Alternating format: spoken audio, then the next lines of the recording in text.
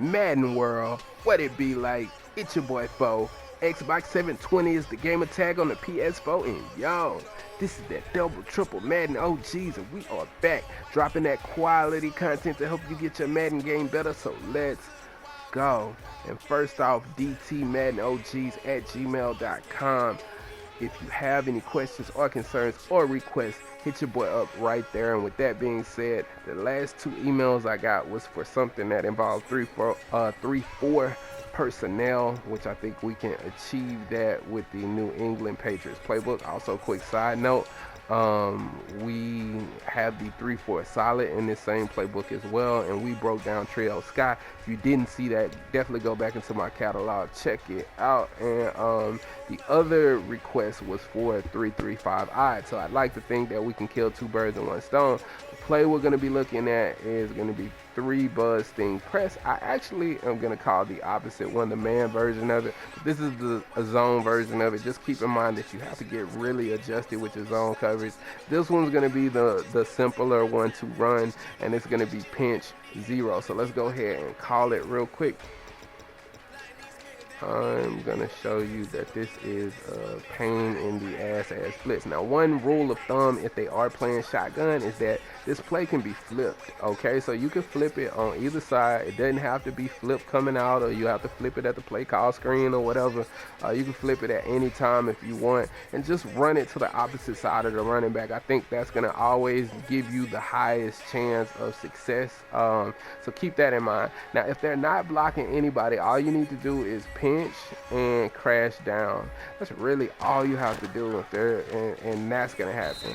It's literally going to be something where it's like one Mississippi. I didn't count right then. I hate when that dude come down like that. Like, don't do that, dog. Anyway, like I said, it's like literally one Mississippi. Boom.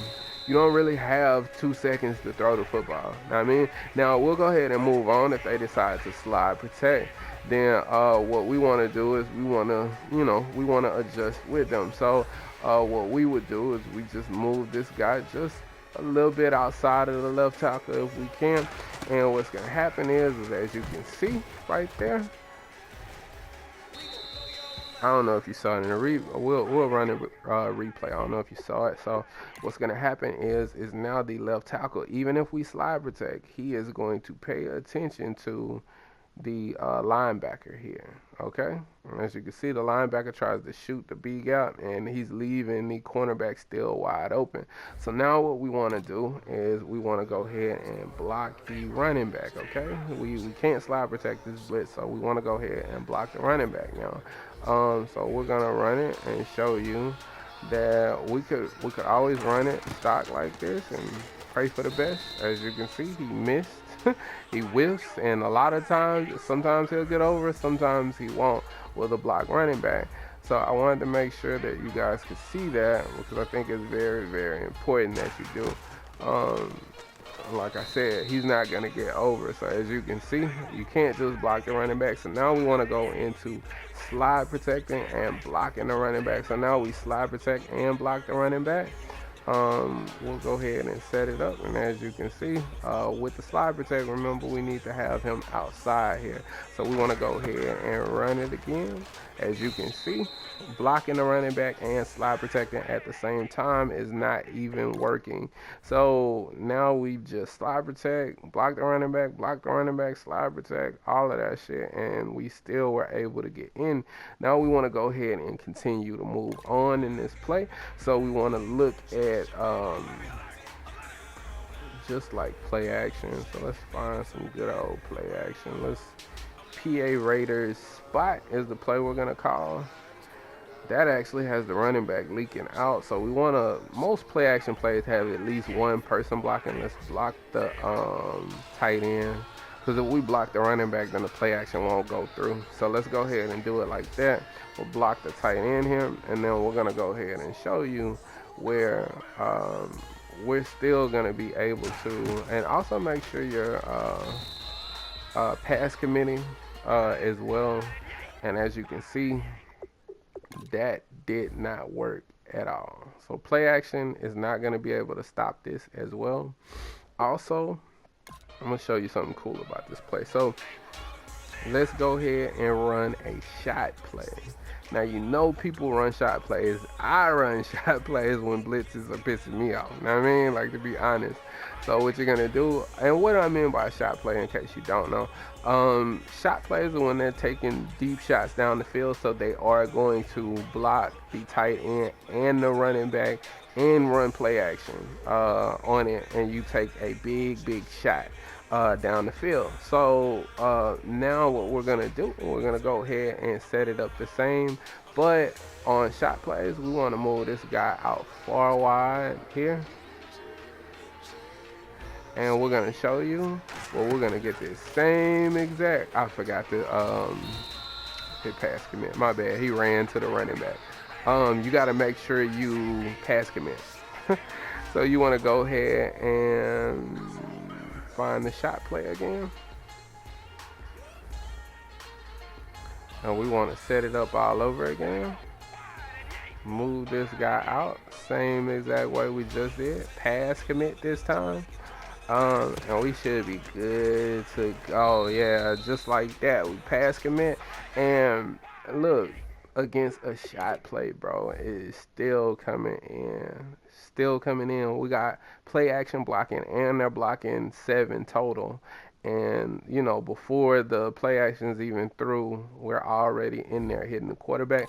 Let's show you where this isn't a fluke. We can run shot plays under center, and we're still able to get to the guy. So let's find like PA draw shot. Let's run some shit like that. And let's call 335 wide. Alright, so we're gonna go ahead and set it up. When they're under center and running play action, you don't really have to move the guy out wide. I'd actually recommend that you don't. And once again, what you're gonna do is you're gonna notice here where you're gonna be able to run in yourself, or if the linebacker comes clean, let's go ahead and set it up again. The linebacker, a lot of times, there you go, he'll just come clean, or you can run in yourself. Like when you start seeing and that's something that I wanted to talk about. It just came early in the conversation, the video. But that's one thing you definitely want to do yourself. Like once they start being able to sort of slow it down, because there is certain ways you can try to start slowing this down. You want to start fucking the play up by running in yourself, because they have to block the running back, right? And you're on the running back's guy, so it's a very easy read for you. So you could always come here, you know what I mean? And when they start doing that, you start running in yourself. And as you can see, like, you're gonna really fuck them up. You know what I mean? And I just wanted to show you that, because that can be problematic. Now, one of the things that'll really kind of start slowing this shit down is if you actually don't call a play action, but you just block everybody. You know what I mean? Like that. You don't call a play action, but then you block everybody. And then when that happens, what I would start doing is I would literally, because nobody's in the middle, I would literally start rushing myself. That would be my thing. I would just always start coming in myself.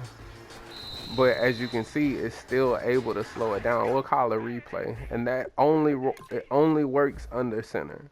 So it's such a weird ass thing, but that's really the only thing that slows this blitz down. And as you can see, the linebacker was actually free. He was gonna eventually come in. But anyway, that's the only thing that really slows this shit down, like under center, like blocking 2. And it didn't really always work. It just works out of certain formations, and this is one of the formations that it works out of. Now, if you were to try to pull that shit out of shotgun, for instance, let's go back to something like that. And like I said, we're just gonna flip whichever side the running back on, so they can't really get to playing like that. But it's not gonna. You would just do that, and you max protect, then like I said, see, I can still get it in. But under center, blocking two without play action. I know that's the craziest shit, right? But that's how you, that's the only thing that I've seen really picks this blitz up. So this is almost unblockable.